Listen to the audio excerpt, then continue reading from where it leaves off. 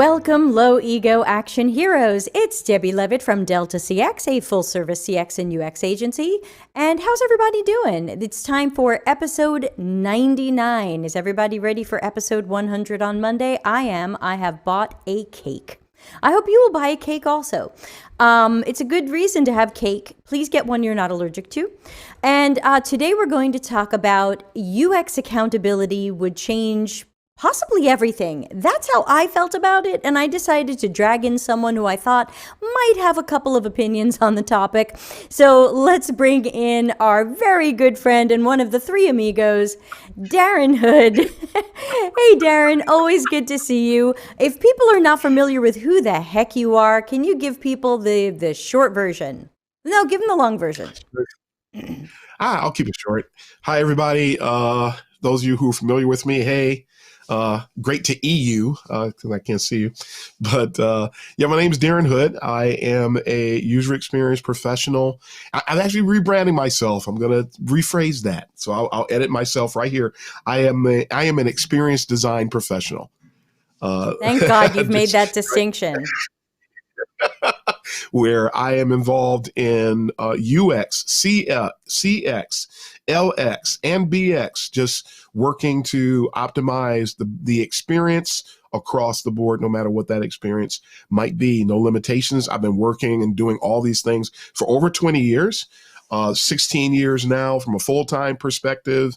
I did real freelancing before that. I mean, we had talking about freelancing yesterday, but when I said I was a freelancer, I designed 23 websites through my freelance web design business, which actually began in 1995. So I designed my first site in 95 and just continued to build from there. So that's me. I am a professor at Kent State University, a professor at Lawrence Tech University, and on the verge of becoming a professor at Michigan State University as well. And I am a podcaster, and I have joined the ranks. I've joined Debbie in writing on Medium, trying to add some quality content out there in the land of mud and filth.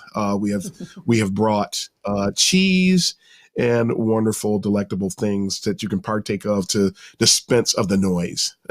Yes. And for those of you on the listening only version, I hear some people say, oh, I dial up YouTube and then I just listen to it. So please remember Darren Hood. He is spelled D like Delta, ARREN, and then Hood is HOOD. So that's for the people on the listening version. Hi, Edith, in the LinkedIn chat room. And of course, as Darren and I go today, you are all welcome to throw your questions and comments at us. This is a conversation. The best place to have this conversation is actually Twitch. I would love it if more people were following on Twitch. I'm so close to my goal of 50 followers this month. It is deltacx.com, all written out because some gamer is called Delta CX. So make sure you're following me and not him. But I like Twitch for a lot of reasons, but also because it's got a less than 7-second delay, so it's much closer to a conversation. Also, we're running a giveaway there. Put ! Giveaway in Twitch and be entered to win. So check it out. And so, Darren, I wanted to talk to you today about accountability and how very often UX is not held accountable. I don't think I've ever been held accountable at any job that I've had. So let's start out with maybe, would you be okay giving your definition of what accountability in a job even is? Oh, wow. When I hear that question, my mind just expands because I start to think about so many different arenas where accountability applies with regard to the job. There's the individual accountability to the discipline. There's accountability within the job to the organization. There's accountability to the team. And there's accountability from a standpoint of one's becoming qualified. I see it from so many different angles. And it is such a rich thing. If more people considered it, let me sum it up like this. Accountability has to do with measuring up to someone else's standard. In short, what is when you're measuring up from an educational standpoint? Did you set those standards or did someone else? And that's one of the main things I love about accountability, because a lot of people are in the business of patting themselves on the back and sanctioning themselves and approving themselves. I'm And number I'm reminded one.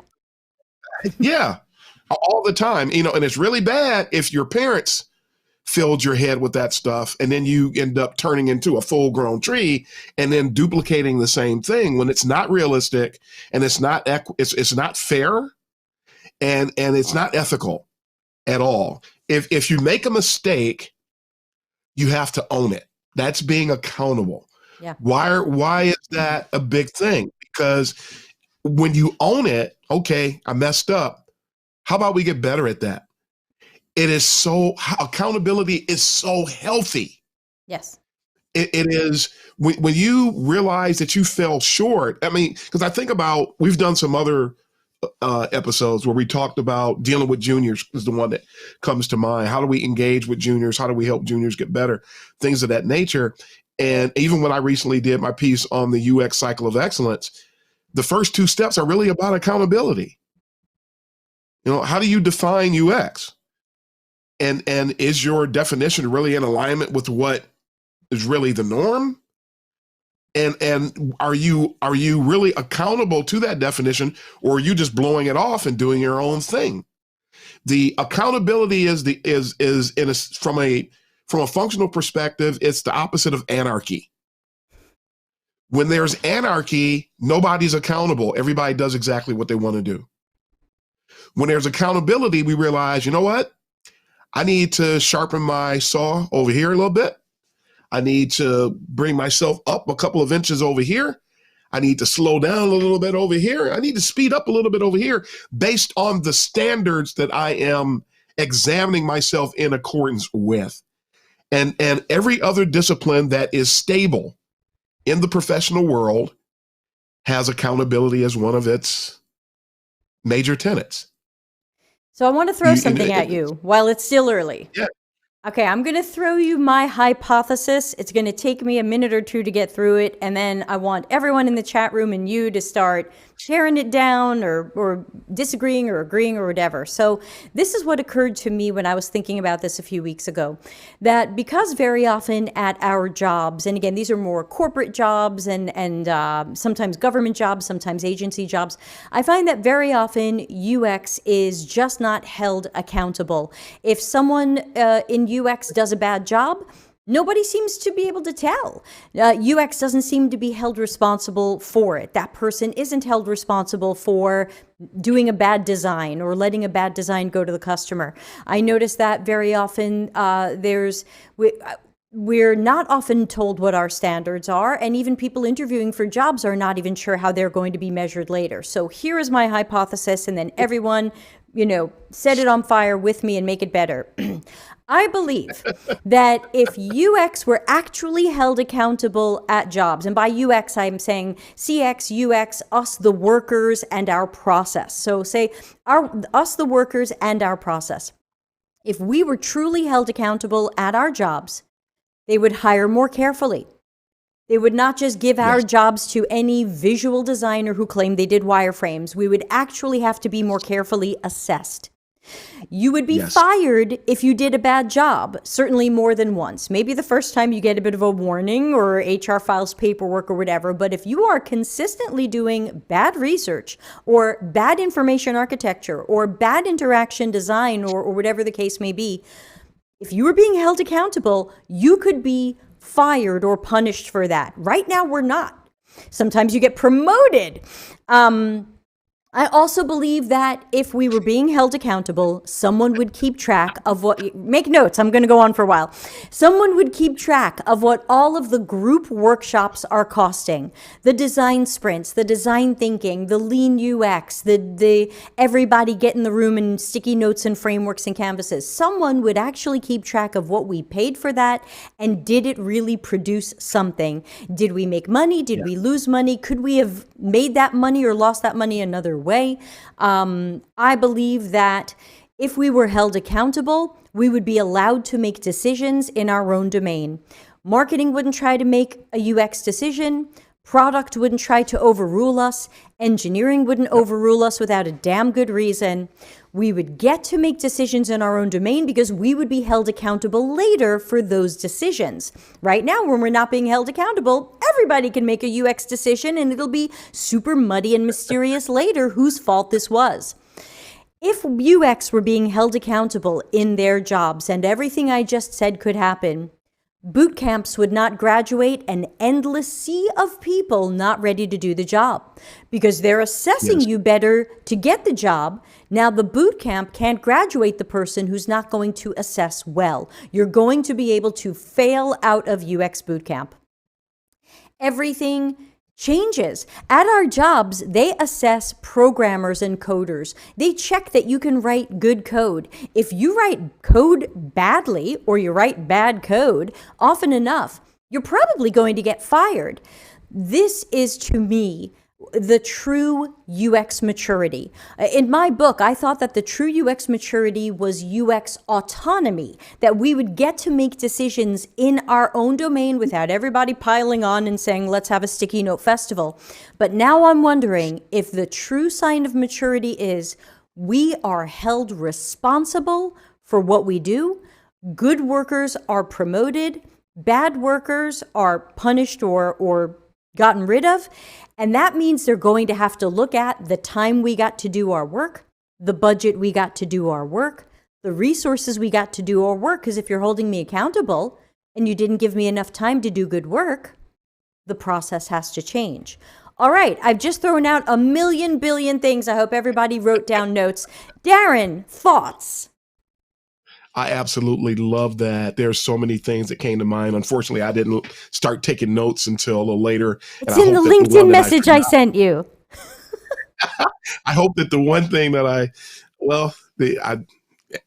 I'm managing so much information. I probably bring up LinkedIn and try to find it amongst the many messages I have over there too. But I'm going to throw one out here at first. One of the things I jotted down here is one of the things I thought about was UX maturity levels. Because while the institution doesn't necessarily, the business doesn't necessarily call for the accountability from its teams and from individuals, that doesn't mean that the team does not have to establish a sense of accountability within its own culture. So, but that ties back to UX maturity levels. If the maturity level is low, the accountability is not going to be there. The higher the maturity level is, the more accountability there will be. And it's really something too. I love how you said that the issue of one thought that came to mind with regard to what you said, that people actually don't like having that maturity factor in a lot of places. They don't like having, it's like you get punished. If everything was accountable, you'd be punished for not doing a good job or for not improving, for creating issues because of doing flimsy, whimsical UX work. And those things don't apply to UX. The funny thing is that today is what I was trying to say. So I'm editing myself here.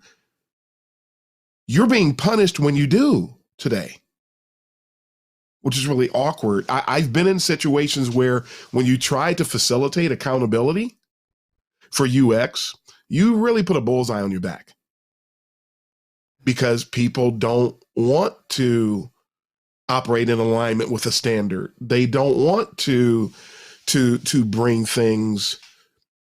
They don't want to deliver things the right way. I actually just posted something. I schedule most of my stuff, so I don't think it's out there yet. But I heard a presentation, and it was about a completely different topic. And the actor and comedian Chris Rock made a statement that my ears just pricked up when I heard it. He said that someone else had made a TV show, and it was canceled before it aired. And they were talking about how great the show was and how much of a quality production it was. And Chris Rock said, well, quality isn't popular anymore. It's not. That's what it feels like. It's like popularity that's what people want, something that's popular. They want something that's trendy. They don't want something that's accurate, something that's quality oriented, something that meets standards. And I went on to say that I hope that changes because that in UX, because that's the order of the day in UX today as well.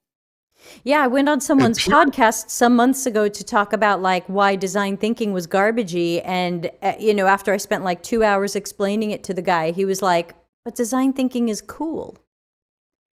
And I was Exactly.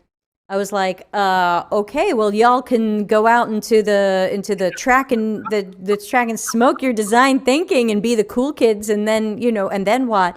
We have a flood of comments in the chat rooms. I want to bring those up so that we can react to them as well. So Caroline says standards are very subjective. Yes, but we should still have them. I would say yes, but we should still have them. Abinab says accountability is difficult to quantify now because UX is a machine for many companies. Retrospect is there, but it's not often acted upon, thinking there's room for improvement. I got to agree with that. I feel like a lot of people claim to be agile, and then they have their retro where they say what went wrong and what could have been done better, and then no one acts on it. No one acts on it. And if we got to show up to the retro and say, I got blocked this sprint. I got blocked this sprint because someone wouldn't let me do my best work. If we were being held accountable, someone would have to listen to that and do something about it. And they're not. Madavi says, I agree with everything you've said. Richard says, I don't think they still know what it is we do and where and how to utilize us. Yeah, they don't. They don't. Richard says, I agree on the measurement approach, but I think it comes back to UX being nice to have, but not a leader of product and process. It's the main struggle of the profession in non-design-led organizations like corporate and government. Yeah, we shouldn't be a nice to have. That's why I would love to see us held accountable. We should be held accountable. Everyone at our company is talking about outcomes. I want to be held accountable for outcomes. If the customer is having problems, hold me accountable. That means give me the time and budget and resources to make it better.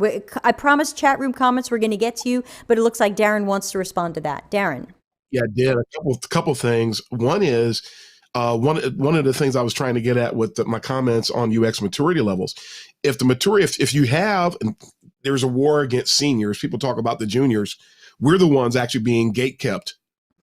We're the ones being kept another out. podcast. And, yeah. And if one of the things I've always done is, okay, I don't care that the maturity level is low. It's our job to manage it. It's not the business's job to manage the UX maturity level. It's the UX team's job to manage the UX maturity level. And if you do, you are constantly learning what I call speaking exec. You are always bringing stories, your case studies, you're showing your value, you're showing where you've made impact. So they may not be asking you for accountability, but that won't stop you from broadcasting it. I think it's critical that you do. You had better do it before somebody over there comes up with a brilliant idea, any brilliant idea, because I guarantee you that anybody who's not part of the UX team that pretty much comes up with a brilliant idea about how to do things from a UX perspective or measure UX's value, that the UX team is going to get burned. Well, it's a great idea. Set your own standards. Broadcast your standards and show how you are meeting those standards, or what resources, time, budget you need to meet your own standards for quality. And I also want to throw in something else here before, and chat room comments, I promise we'll get to you. There's a flood of them. There's a lot. I speak at a lot of engineering conferences. You guys might have noticed you never see me pop up at too many UX conferences. I mostly speak at engineering and agile conferences to try to make sure that engineers and agile coaches and scrum masters understand what the heck we do and how to work well with us. And each year I rewrite my topic, freshen it up, swap out half my slides and go with something new. And this year I'm rewriting my topic again, and I'm already starting to get approved at some of these conferences. And this year I am calling my talk Improving Agility by Using Customers' Definitions of Quality and Done. And if you're familiar with Agile, then you know that right now, quality means we wrote code and it's not buggy, so put it out. And done is we did what we planned, so put it out. But I'm going to be telling them it doesn't ship if it's garbage. It doesn't ship if it's inaccessible. It doesn't ship if it doesn't solve real problems for users. And it's a variation of what I've been saying. But to me, this is all part of the accountability that the team has to have, and the UX and CX workers have to have for the product going out, which brings us to Caroline's chat comment in LinkedIn says, if every time someone did a bad job, they were fired, there's just no accountability in all industries, not just UX. I also have slides on that too. Nobody seems to be held accountable, and I'm sure Darren would agree, though he doesn't have to, that too often at our workplaces, the bullies are protected, the bullies are kept, and the people like us who are the change agents and who are trying to do the right things by the customers and even by each other are often under the bus and gaslit. Can I throw something? Please, your turn. I'm going to breathe. I'm trying to hold on to this other comment, but let's say, I want to say, and I'm going to throw this in there, and Debbie can clarify, because I'm about to take her words and say something about it, but these are her words. When Debbie says they should be fired, she's really just speaking to the accountability. So don't take that literally. Oh my God, your wireframe stinks, and then you push a button and they get ejected out of the building. Right? No, that's not what I mean. That's not literal. It's a figurative. When she said they should be fired, so I was correct, right? It's a figure of speech that basically means you should be held accountable. Anybody doing any kind of work that doesn't meet doesn't meet the needs or fulfill the role is going to eventually be tossed. But when it comes to so I don't care what kind of work a person is doing, there's an issue that's going to come up where that person is going to get called on the carpet for it. For some reason with UX, and exactly what Debbie just said, the people who are the bullies and the people who are not holding their weight, those people, nobody ever does anything to them. And it's one of the weirdest things in the world. And it's part of the culture, the way that the companies usually interact with UX is the reason that happens. And then, but if you do try to hold, I'm going to repeat what I said now, again, when you do hold a standard, people come at you. And I'm going to use that opportunity to mention the other thing I didn't get to say earlier. Somebody said, I could not forget this one. Somebody said that standards are too subjective. I could not disagree with that more. That's why it's called a standard. And so I'm going to take you on a really quick history. Go back in time with me. I almost want to do the Wayne's World. Let's go back in time. I uninstalled my Egyptian figures, but go ahead. When I first learned, and this is not just me, other people did the same exact thing that I'm about to mention, so don't take this as subjective. This is what happened. Early in my UX career, it wasn't called UX back then, but there were no formal ways to learn UX, and we were all self-taught. Everybody was, including the people who we consider to be the pioneers of the discipline. We're all self-taught. Debbie was. I'm self-taught, but I'm not a pioneer. But we were learning from them. We were learning from Peter Morville, learning from Donald Norman, learning the people I call out, learning from Nathan Shetroff and Kelly Goto and Susan Weinschenk and a lot of people like that. And these people were actually building upon other disciplines to establish what was initially information architecture and interaction design. And those things were standards. As things began to evolve, we built on that. We had other things that we learned, and then anything that was solid, that became a standard. You fast forward to the 2013 to 2017 or so is when all of this ambiguity started coming into play, because people were not learning the standards that the early UX practitioners had learned, and they were bringing in the anarchy. Wow, that seems to coincide with when all the boot camps started existing. Exactly when it started. I have another talk that I did that highlights how everything happened in the timeline. And at the same time, non-UXy UX positions started popping up. Boot camps started popping up. People there. So, and please don't feel like I'm attacking you. I'm just citing the facts. that there always were standards. And it wasn't until people started introducing things that really aren't UX or taking old concepts, throwing a new name on it and rebranding it, that people start saying that there are no standards. Because when people say there are no standards, now nobody will be accountable, and we facilitate design anarchy. Along with that design anarchy will come a continued downward spiral of the discipline. And then when that big bottom person, I always call him that, in the C-level room gets a brainiac of an idea, UX suffers. And then as soon as another C-level person hears what that person did, next thing you know, you end up with this snowball effect, and it starts happening at a lot of organizations. So we have to take it back. And I think I think the idea of a standard doesn't have to be incredibly complex. If to me, the start of the standard is, what is quality and value to the customer? What do our target users see as filling their needs, filling their unmet needs? What do our users see as quality and value? And then did we deliver that? I think that's a great place to start with our standards, to hold both the project team accountable and then the individual CX and UX practitioners accountable. Because again, if we're not being held accountable, nobody's going to then look at, well, why did Debbie rush that out? I'll go, well, look, I didn't do my best work on that because you didn't give me enough time. Now we have to look at, why didn't Debbie get enough time? Maybe next time Debbie gets enough time. And I believe that if we're held accountable, things will get increasingly better. As someone says, Debbie, why didn't you deliver that value to the customer? And I go, you didn't give me the time. You told me to do it in 2 days when I asked for 3 weeks.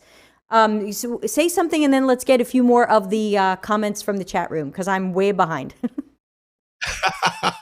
Yeah, the other thing I would say, lightning, is that without standards, we can't educate. I don't know if people realize that when there's no standards, or when there are no standards, we have no target.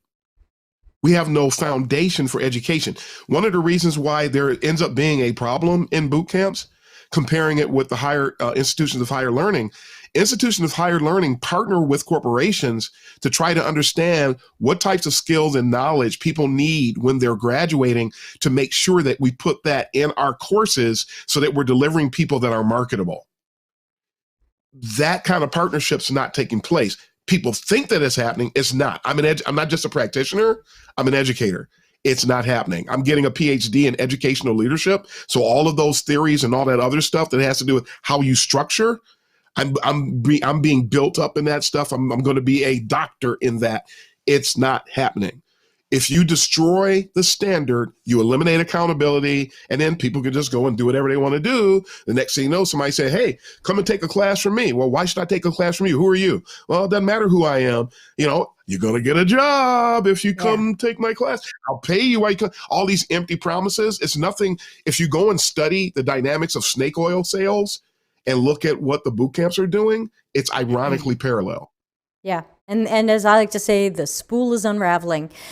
Stephanie once upon a time said, Stephanie says, this is a who watches the Watchmen issue. It's hard to hold people accountable when most people don't understand UX design and CX, especially the heads of, which are usually vanity titles anyway.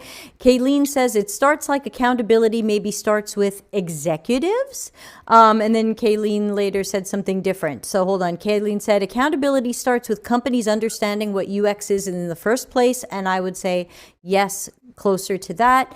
Madhavi said, in larger companies with agile workflows, UX is often the last thing anyone thinks about when scrambling to a 2-week sprint. So yeah, you get it? You have something good up there? Cats? No, I'm good. Okay. Julia, friend of the show, Julia says, thinking out loud, who does this fall on to keep UX accountable? And if a company has low maturity or doesn't understand, who's responsible for educating? Darren, you want to think about that one? Yes. Let's see. I'll put that one up on the screen if I can find it. It, just like any other discipline, it falls on the leaders in the discipline. And then you work in an organization, you're a leader. We have to, it's our responsibility to, wherever I'm working, because I am a thought leader in the discipline, it is my responsibility to help drive UX maturity. It is not the responsibility. The leaders will eventually need to champion with us, and we need to have someone that will partner with and advocate for us, but we are in the driver's seat. They can sit in the front with us. If you're waiting on somebody who doesn't know anything about UX, you've been practicing UX for 10 or 15 years, and you're waiting on somebody that just heard UX for the first time to lead the call, get ready for a bumpy ride. You're going to fail. Brush up that resume. It has to be, yes, it has to be driven by us. How UX education is executed has to be a partnership between UX leaders and the people who are instructional design and learning experience leaders. All right, let me throw some more things out. Oh, go ahead. One of the things we were always taught when I'm a certified master trainer also, and I was a certified master trainer before I was a UX professional. And one of the things they always taught us when I was going through those processes was that you never have a subject matter expert, not that they can't, but they said, don't have a subject matter expert teach. And you're going to love this one, because they said that subject matter experts know their stuff, but they don't have any empathy. So they don't have the patience while people learn and build up their skill and knowledge and acumen. If you have somebody who's a subject matter expert that has it, good, but in general, on average, they don't. Even if somebody does, they're an outlier. That not every expert is a great teacher. Exactly. Matter of fact, a lot of experts are not great teachers at all because they don't know what it is to teach. Right. And that's one of the I've heard reasons. that. I've seen that on LinkedIn and some of the YouTube comments when people will say, "Hey, I don't want to learn for an expert. They're out of touch with what I'm going through as a junior." And my thought is, well, wait a minute, hold on. You do want to learn from an expert. You just don't want to learn from a jerk who's out of touch with what you're going through as a junior. We're not all like that. Can I jump back into the comments? There's so many. Yes. You can't see them. See, only I can see them. So I'm just like, Edith says, good habits, excellent statistics and discipline. Abhinab says, boot camps are mostly riding the UX high. They don't teach. They simply run through like a bullet train. Accountability is a forgivable thing for freshers because they don't get to make a decision. Nicholas says, Nicholas says quality is greater than trends and popularity. He's got a greater than symbol. Excellent. Good math. I like what VJ said here, but I can't find it on my screen to put it up because I have pages and pages of comments coming up. VJ said, it's time to rebrand quality and accountability. I am. It's called Delta CX. Austin says trends will only last so long. Quality has much more lasting power. That's why I'm hoping this will all be shifting. Yep. Julia says more thinking out loud. Not saying it's right, but sometimes the person who's responsible for educating higher ups on UX first needs to get buy-in. Buy-in for showing UX as more than pretty screens. Sometimes workshops and the like can be a way to start this buy-in, but what are other ways? Showing ROI with quant metrics is the best. Okay, so let me find Julia's question so you can see it, but ultimately, I tend to disagree with Julia there. I am, let me put it up on the screen so you can see the question.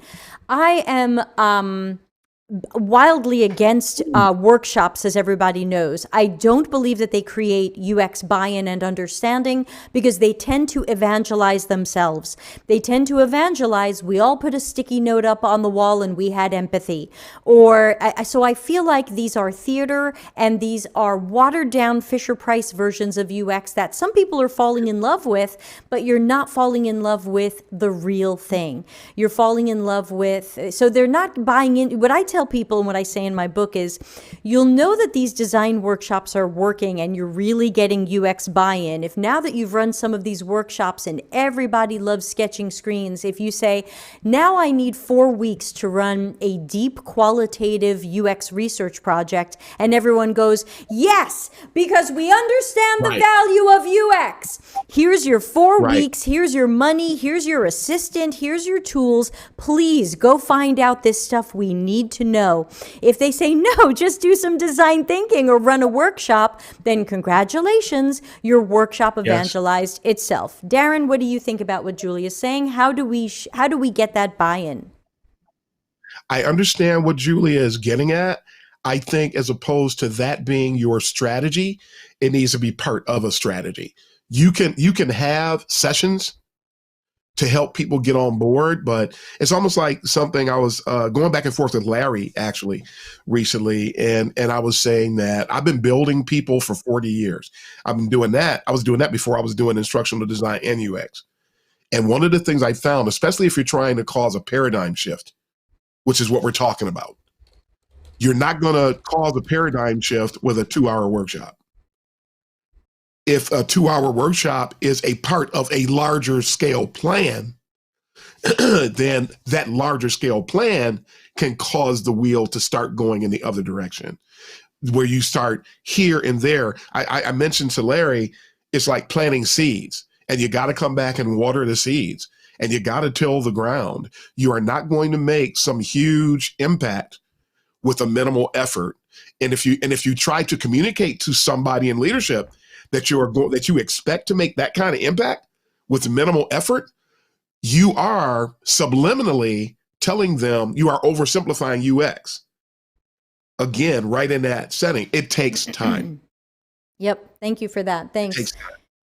Just a reminder, everybody, won't you please jump over to Twitch and follow us there at deltacx.com. Man, that thing is fast, and Twitch has lots of fun games that I hope to use more of. Did you know there's an 8-ball, and you can ask the 8-ball questions, and I put in the answers? So everybody in Twitch, go ask the 8-ball questions. I think it's ! 8-ball. There's like all kinds of crazy stuff in Twitch. I'm having fun.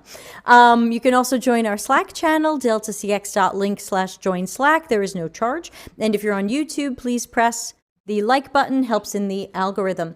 So Solomon, always good to see Solomon, says, perhaps they don't want to let go of the ability to make those decisions. Rather than following their UX teams, research supported, they'd rather make the decisions themselves to gain notoriety should they succeed. I think Darren would probably agree with you, Solomon, that sometimes people don't want to hear what we have to say or go with what we're recommending because they want to take the credit for the idea or not be disagreed with. That's true. I think also we have to remember we're the whole time that we're doing our UX work, we're also engaged in sales. And the question is, what are you selling your stakeholders? And if you're trying to just make, not that Solomon's saying this, it just made me think about this. I'm throwing it out there. It's important that we sell them on the fact that we're here to add value, to provide you with information that you can use to make decisions. We are not making your decisions. We are providing you with recommendations.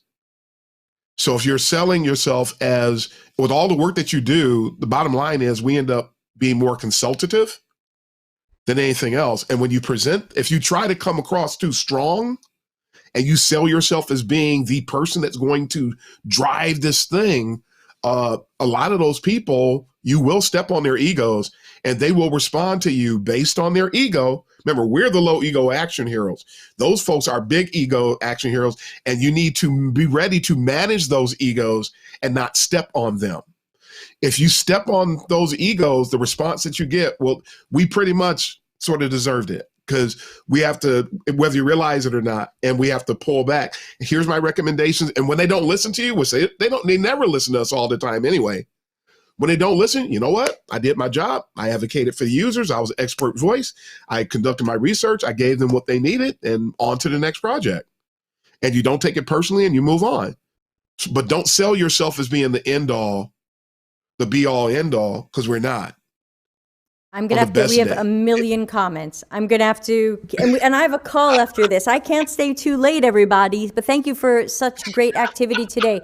VJ says, what's the thought on looking at design ops as mandated mechanism to put these checks and balances instead of some HR person deciding things for us? I think we covered this. Some of your comments are very old. I know they're 20 or so minutes ago. Kayleen says, accountability makes me think of consequences for making a mistake, which is necessary. There's also the positive side of accountability, where UX doesn't get the credit for the good that they've done. Solomon says, everyone wants to add their own ingredients to the recipe so that when the customer loves the dish, they can point to their direct involvement. But when the customer spits the food out or turns out to be allergic to it, everyone scatters. We got to have Solomon on the show. I got to meet Solomon. That's great. Abhinav says, I refused to own a feature when one of the stakeholders told me he has a better idea and he didn't allow a discussion on it, but it shipped, and later I was told I should have stopped it. Yeah, that's where I tell people document the heck out of all of this stuff. Yes. And then Yes. document, so I document your design, document what someone overruled with it, document the risks that you see happening Yes. if someone does this, document everything. I don't know why everyone started talking about puppies. I don't know what happened there. My dog didn't bark. Okay, so Larry says, who will do the accounting? Austin says, shout out to Don Norman. I'm sorry people understood his concept of affordances. Ahmad says, trends are a standard killer. Monica in LinkedIn, sorry, I'm finally seeing what you said because you do have a good point here, says, I disagree that UX was all self-taught because human factors and HCI programs were around in the 70s and 80s. The research and usability processes were invented back then. So I guess I would say Monica is right. You know, it wasn't all self-taught people. There were certainly people in human factors and HCI programs. Larry learned from Don Norman, but many of us were self-taught, especially in the 90s. But I also think she's right in what she's citing, but I also said that what we are doing today, a lot of what we're doing at UX was built on prior disciplines and that people were practicing for some time. I actually said that. Yes. So I was acknowledging prior, but what we now know, a lot of people who were doing that did not move into UX. And what we initially, the higher profile UX practices were information architects or interaction designers. And I'm talking late 90s when I say that. But there was not this wave of people that was doing HCI that came into what we now know as UX. That didn't happen. There was actually a minority. There was only a few Larrys out there that made the shift. Here. So I would say her point is well taken, but I did actually say that because I just want to keep account. I want to keep everybody. That's all right, everybody. Yeah, no fighting. We all love each other.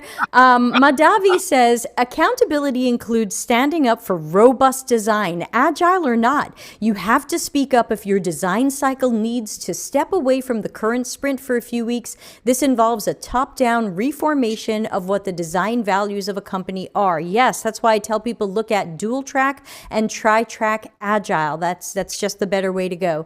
Larry says, can we create accountability standards? I don't know. Darren's got free time. Darren, accountability standards, you're on it? I think that they actually exist. It's a matter of there's so much anarchy today that I don't know how long it's going to take for us to right the ship, where a lot of what people are trying to do already exists.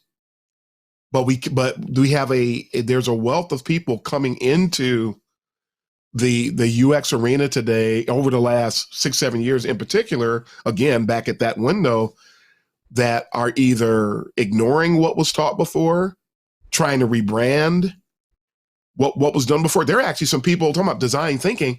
There are some people that it's like agile. 10 people say agile, they're all saying 10 different things.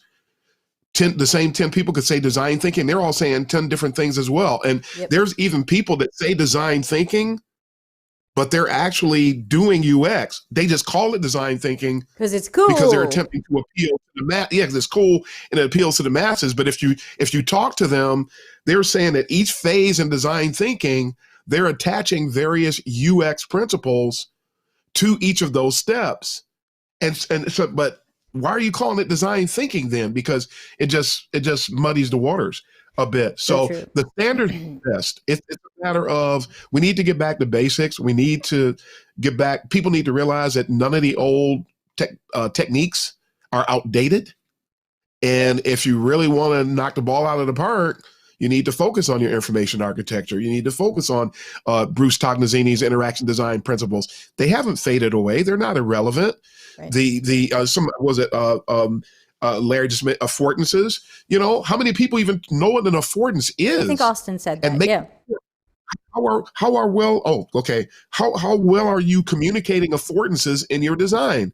That's not new, although somebody's going to turn around and mention it as something new and claim that they came up with something new, and then O'Reilly will publish their book on it, because that kind of vicious cycle is what's going on today. That's what's going on today.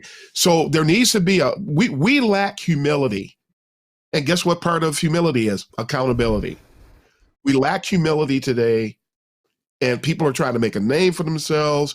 People don't want to own up to anything, and a bunch of people trying to make a name for themselves, and it's all shooting us in the foot. In the meantime, the C-level people and the stakeholders are all becoming more and more confused and grabbing a hold of anything microwavable that you throw out there so that they can tell somebody that we did put to set up a UX program. Nobody cares that it's right because on paper it looks like it's correct. It's not until you actually have accountability thrown into the mix that you find out that it's not. And I'd like us to all take a breath for a moment and recite the Delta CX Serenity Prayer that I've written. Oh, Don Norman, give us the resilience to keep trying to change the things we should change, the workplace that wants a low-ego action hero, and the courage to leave a job that doesn't. Amen. Let's go back to the chat room. Destiny said, I slowly have tried to raise UX maturity in our org. You have to have leaders that support you and talk in a language that stakeholder understands with actionable takeaways. Yes. VJ says, there are design codes of ethics published by AGA, similar to software engineering code of ethics, but no one talks about this. So everyone look for Design Code of Ethics by AGA. Larry Marine says leadership is often branded without really being recognized by real leaders as a true leader. Stephanie says there's some ISO 9241 standards for usability. I had to Google it. I don't know it by heart. I don't think anyone checks those. Oh, VJ says AIGA. Austin said... Yeah, Austin says, as someone who got to UX from design thinking, I don't think that they're helpful for evangelizing UX. It's a very rare scenario for someone to learn design thinking and then make it to UX. It ultimately devalues all of design. Yes, thank you, Austin. That's why we're out here fighting it all the time. Madavi says, maybe quantifying and analysis of UX work should be part of UX curriculum. Okay, interesting. Julia is responding to something we said about 8 minutes ago when we talked about workshops. She said, that's how my company works. We do workshops to pitch projects and get the buy-in. Then we run a discovery project for 4, 8, or even 13 weeks. It seems to work, but consulting is different than in-house and corporate. I'm really brain dumping today. Forgive me. Thank you, Darren, says Julia. No, that's great. People are having fun with the 8-ball. I hope you enjoyed it. Monica in LinkedIn, thanks for still being with us, says, I've had some success within a project by using quantitative and qualitative evaluation before and after. They then provide the benchmarks for future enhancements. Unfortunately, the C-suite rarely sees this. Do you want to respond to that? Yeah, I think a lot of people are not familiar with the terms formative and summative, and that's what it sounds like she did. And when you do formative and summative work and make that part of your research, it should be part of one's research arsenal anyway. It sounds like a fantastic way to do things. And you remind me also that I'm always a big proponent for establishing an intranet site for the company's UX team, so that they may not have seen it at that time. Because how many people are going to miss the meetings anyway? And how many people, I mean, that's where the term elevator speech came from, because you're on the elevator with somebody like that, you've only got 30 seconds. So, and we're not going to have more time just because we're the UX team. So if you had an intranet site, you could post those, and then you have your push, because you could send out notices that, hey, a new case study from a project we did is here, or it will be pull based, and people can go out there at their convenience or when somebody encourages them to. And now it's almost like having an unpaid employee on the team that's helping to spread the information and share news about the impact that the team is making. So that's just another way to do it. But yeah, you're absolutely right. Great points. That reminds me of something else I wanted to mention, which is, especially on the type of site Darren is talking about, we really need to show all of our work. I mean, so many of us get upset that everyone thinks we just sketch screens, but then what do we show everybody? Sketched screens. And the Screens. problem is that they very rarely see the research planning, the research recruiting, the research execution, the research themes and insights and opportunities, and all of those research artifacts. They get the 10 PowerPoint slide version. They don't see the information architecture work. They don't see the content strategy work. They just end up seeing the screens. And I tell people, start showing everybody on the cross-functional team your work, not for their approval, not for their involvement, but so that they can learn what the heck you actually do and the science, technique, and strategy that went into it. Otherwise, they just see what I call the building block of sketched screens, and everyone goes, oh, UX makes screens, that's so easy. I could do it too. And start showing everybody your work. And I also wanted to throw in, before I get back to the chat avalanche, let's also please remember that nearly every project management approach on the planet says you should have project and team charters, but nobody does this. There should be project and team charters that say, this is what we're doing, this is the value it's supposed to have to the customer, this is the success criteria, this is how we're going to measure it, and this is who the players are on the team, and this is their boundaries, so that they're not stepping on each other's toes. The business analyst will do this, but they're not going to make the wireframes. UX is going to do this, but they're not going to deploy a Kubernetes cluster. So we have to go back to project and team charters so that we all understand what each other does, and we respect those boundaries. Something to add to these things before I go back to comment avalanche? Only one thing. Show them your work so that they can have respect for your work. Guarantee you other teams are showing theirs. And they can digest theirs because of what they get exposed to. But don't show them your tools. I've been a big proponent. Don't show them what you use to get where you got. Then everyone thinks they can get Figma and do what you do. Ooh, if I had Figma, I could do that. It's not about having Figma. Y'all know this. If you're watching my channel, you know this. Larry says, I think we have an uphill battle regarding accountability. That's why we're doing this show. The people doing the accounting are contaminated by the misperception of what UX is. Even with, and this is Larry saying, even with my track record of 10x the average conversion rates, I still have to justify my design approaches that differ from the average processes that create average results.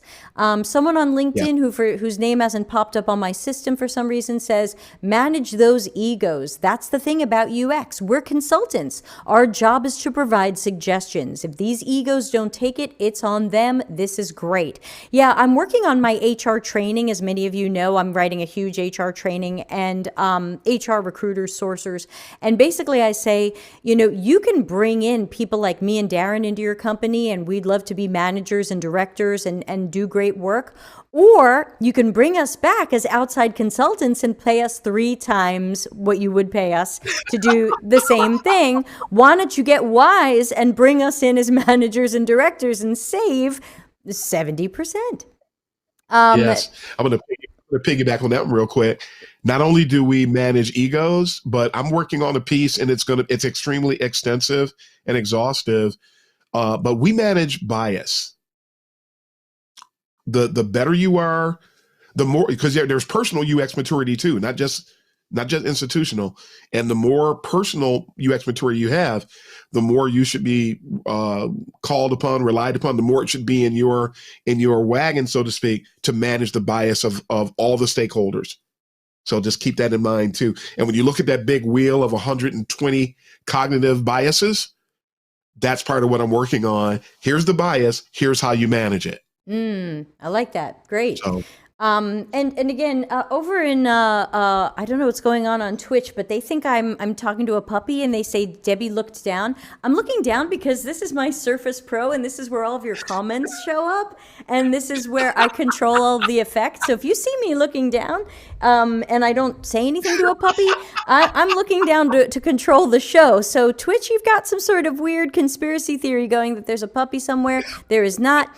Monica and Larry, I see your comments. comments about you still somewhat disagreeing with the thing that Darren said earlier about who was self-taught and who wasn't. I'm not going to go back into that. Everybody's got a point here. I'm going to move on. Fisayo says, is it possible for someone to be doing UX work in a company without having UX in their job description? So can a company practice UX without a UXer? Probably not well. Darren, you have a thought on that? Right. Yeah. There you'll have dabblers at best. And makes me think about a recent post I had about people faking it until they make it, because a lot of people believe that. Would you want a dentist faking it? Would you want a dentist dabbling with your teeth? Would you? I mean, you name the discipline, you name the service. You want somebody to know what they're doing, because there are short term and there are long term effects. So if you want those short term and long term effects to be pleasant, you're better off having somebody who knows what they're doing, and try to get that person there as soon as you can. Thank you. Nicholas says, how can juniors manage up and hold our professional community accountable? Say it one more time for me. How can juniors manage up and hold our professional community accountable? I would say that it's not the task of the juniors to do that for the most part. You can be involved to some extent, but you're going to be limited. Whatever your knowledge and skill level is, whatever your acumen is, you'll be capped there. You won't be able to do anything more than that.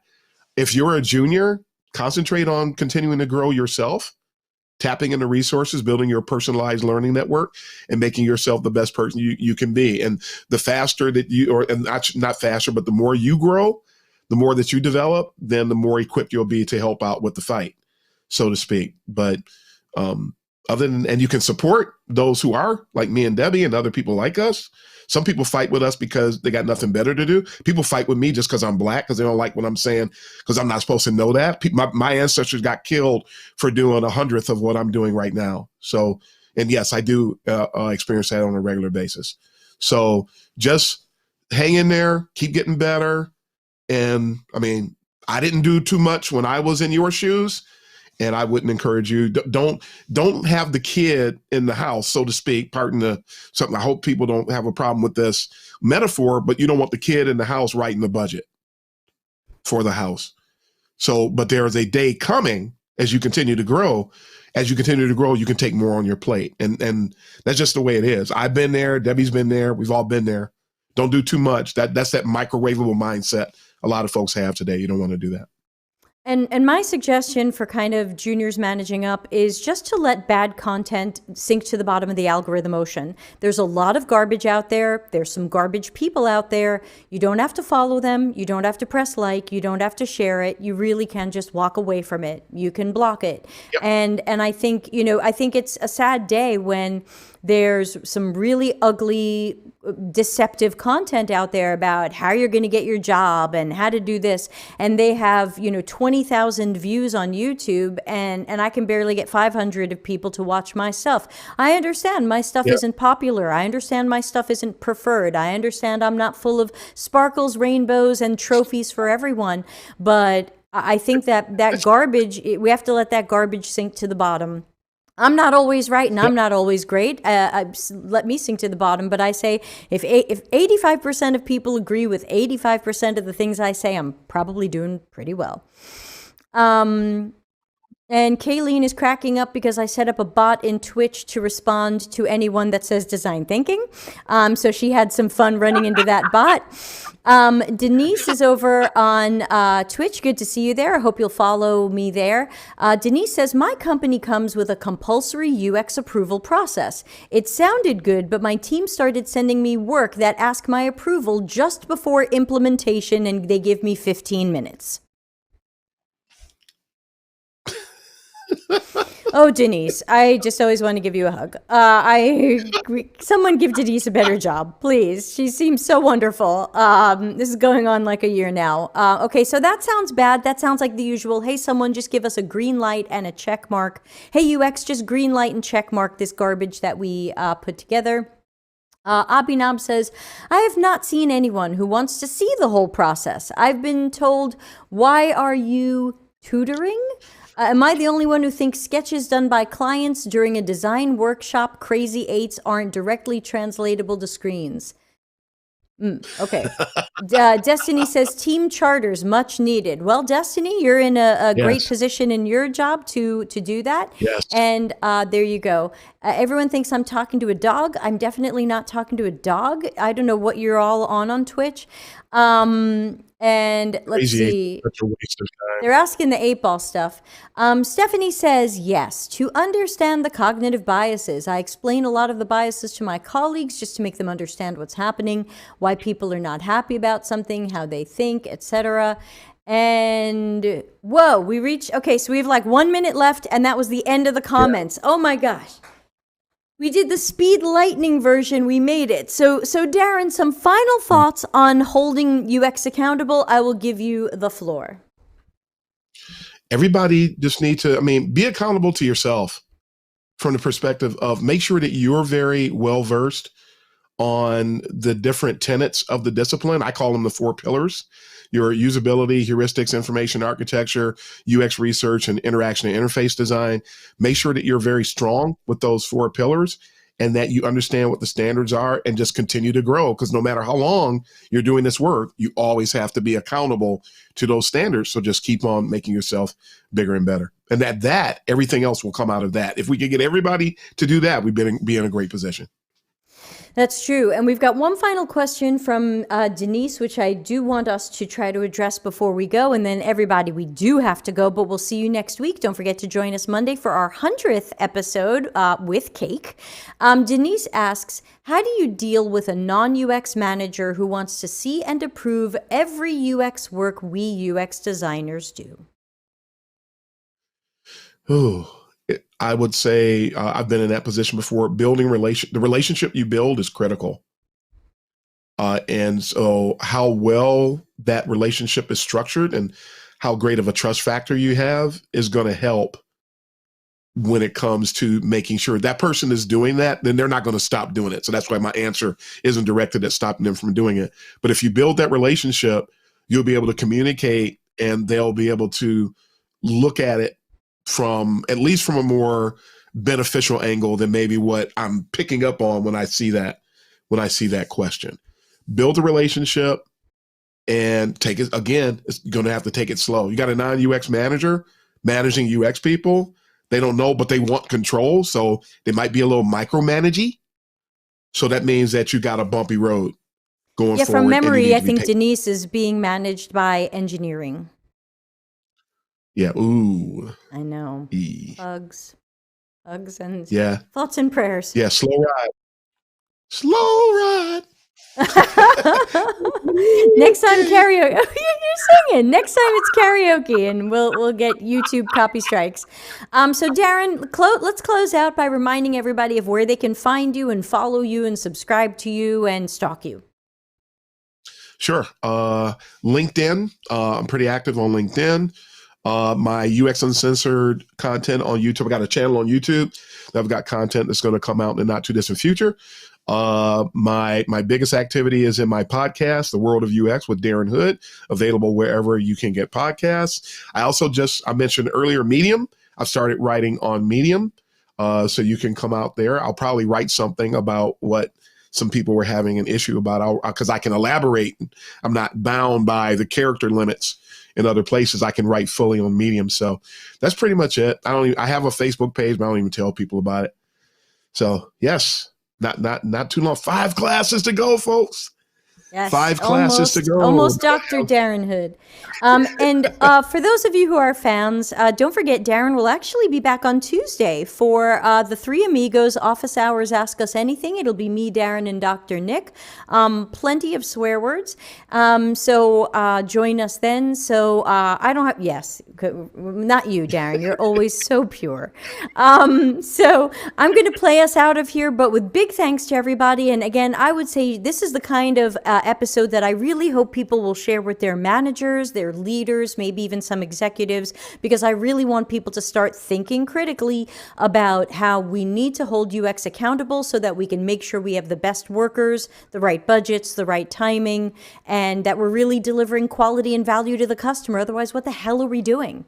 Question mark, question mark.